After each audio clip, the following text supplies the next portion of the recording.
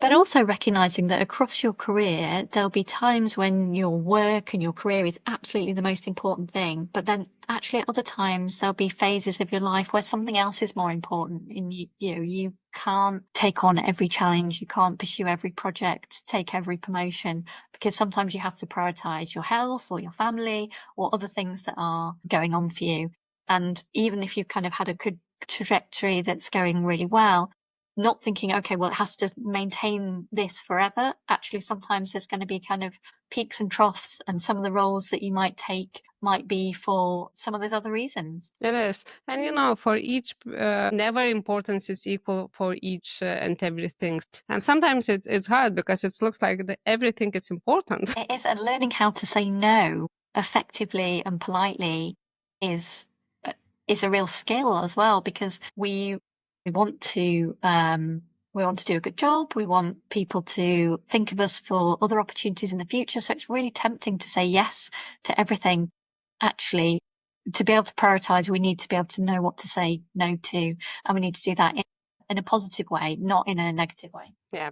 Sometimes to say no, to say is the one part, to say yes is the one stage. When you grow up that stage, you have to learn how to say no for the opportunities, because then you can see everywhere the opportunities, how you can see, I can do that, I can do another thing. Yeah. And then is the stage when you have to learn to say no. How you doing that? Because usually to be uncomfortable to others or to say no, it's not according our training.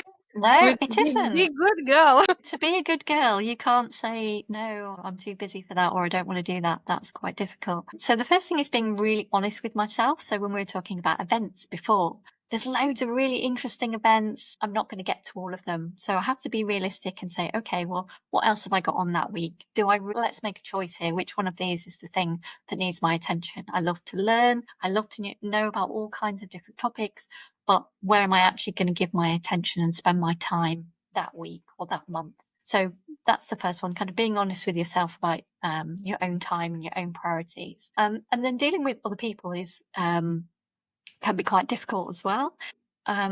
One thing that I say to people is, thanks so much for thinking about me. It's not a good fit for me right now, but I'm really pleased that you got in touch. And if there are other opportunities or other ideas or other suggestions in future, please think of me. Please, let's talk about this again in future.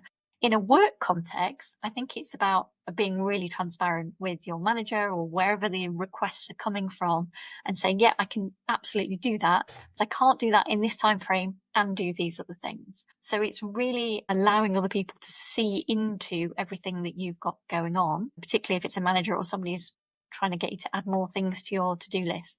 If it's not a manager, and if it's somebody in your team or a peer, just being able to say, I can't take that on at the moment. If you want me to do that, I can do that, but I'm not going to get to it till September. So should we revisit it then? Or does it need doing more urgently? Can we find somebody else to do it? So it's not, in none of those scenarios is it about trying to be negative. It's always about trying to be honest. It's about trying to achieve the best results for everybody. And that doesn't necessarily mean you saying yes to everything.